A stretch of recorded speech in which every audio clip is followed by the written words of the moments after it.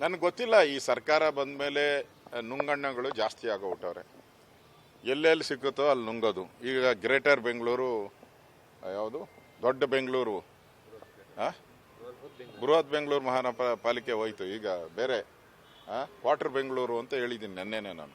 3 ಭಾಗ. ಅದೇ ಎಣ್ಣೆ ಹೊಡಿಯೋರ್ಗೆ ಗೊತ್ತಿರ್ತತೆ. ಎಣ್ಣೆ ಯಾರ್ಯಾರು ಹೊಡಿತಾರೋ ಕಾಂಗ್ರೆಸ್ ಅವರು, ಅವ್ರಿಗೆಲ್ಲ ಗೊತ್ತಿರ್ತದೆ ಕ್ವಾರ್ಟರ್ ಅಂದ್ರೆ ಏನು. 3 ಕ್ವಾರ್ಟರ್ ಮಾಡಿಬಿಟ್ಟಿದ್ದಾರೆ.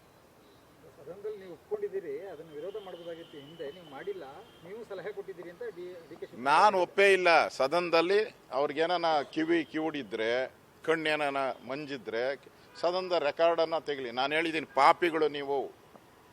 ಕೆಂಪೇಗೌಡರ ಒಂದು ಆಸೆ ಆಕಾಂಕ್ಷೆಗಳು, ಅವರ ದೂರದ ಕನಸೇನಿತ್ತು ಅದಕ್ಕೆಲ್ಲ ಬೆಂಕಿ ಹಚ್ಚಿದ್ದೀರ. ಕೆಂಪೇಗೌಡರ ಶಾಪ ತಟ್ಟುತ್ತೆ, ಬೆಂಗಳೂರಿನ ಶಾಪ ತಟ್ಟುತ್ತೆ. ಒಬ್ಬ ದೇಶದ ಪ್ರಧಾನಮಂತ್ರಿ 140 ಕೋಟಿ ಜನನ ಸುಖ ಕಷ್ಟನ ನೋಡ್ತಾರೆ. ಒಬ್ಬ ರಾಜ್ಯದ ಮುಖ್ಯಮಂತ್ರಿ 7 ಕೋಟಿ ಜನ ನೋಡ್ತಾರೆ. ಇಲ್ಲಿರೋ 1 ಕೋಟಿ ನೋಡೋಕ್ಕೆ ಆಗಲ್ಲ ಅಂದಮೇಲೆ ಈ ಸರ್ಕಾರ ಸತ್ತಿದೆಯಾ ಬದುಕಿದೆಯಾ? ಭಾಗ ಮಾಡಿಬಿಟ್ರೆ ಹಾಳಾಗೋಗ್ತೈತೆ. ಈಗ ಡೆಲ್ಲಿ ಭಾಗ ಮಾಡಿದ್ರು, ಹಾಳಾಗೋಯ್ತು. ಒಂದು ಮಾಡಿದ್ರು, ಬಾಂಬೆಯಲ್ಲಿ ಭಾಗ ಮಾಡಿದ್ರು, ಹಾಳಾಗೋಯ್ತು, ಒಂದಾಯಿತು. ಇವರು ಯಾರ್ದೋ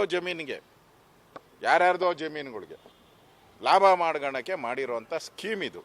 ಸ್ಕೀಮ್ ಬಿಟ್ಟರೆ ಏನೂ ಇಲ್ಲ ಇದು. ಈಗ ಎಲ್ಲ ಹಳ್ಳಿಗಳನ್ನೆಲ್ಲ ಸೇರಿಸ್ತೀರಿ ಅಂತ. ಹಳ್ಳಿಯಲ್ಲಿ ಎಷ್ಟು ಕಟ್ತಾರೆ ಅವರು? ವರ್ಷ ಎಲ್ಲ ಕಟ್ಟಿದ್ರು 500 ರೂಪಾಯಿ ಟ್ಯಾಕ್ಸ್ ಕಟ್ಟಲ್ಲ. ಈಗ ಒಂದೇ ಸರಿ 20,000 30,000 ಟ್ಯಾಕ್ಸ್ ಕಟ್ಟಬೇಕು. ಎಲ್ಲೋಗ್ತಾರೆ ಹಳ್ಳಿಯವರು ಸೇರ್ಕೊಂಡವರೆಲ್ಲ? 110 ಹಳ್ಳಿ ನಾವು ಸೇರಿಸಿರೋದೆ. ಇನ್ನೂ ಅಭಿವೃದ್ಧಿ ಮಾಡೋಕ್ಕಾಗಿಲ್ಲ. ನಾವು ನೀರು ಕೊಡೋಕ್ಕಾಗಿಲ್ಲ. 15 ವರ್ಷ ಆಗಿದೆ.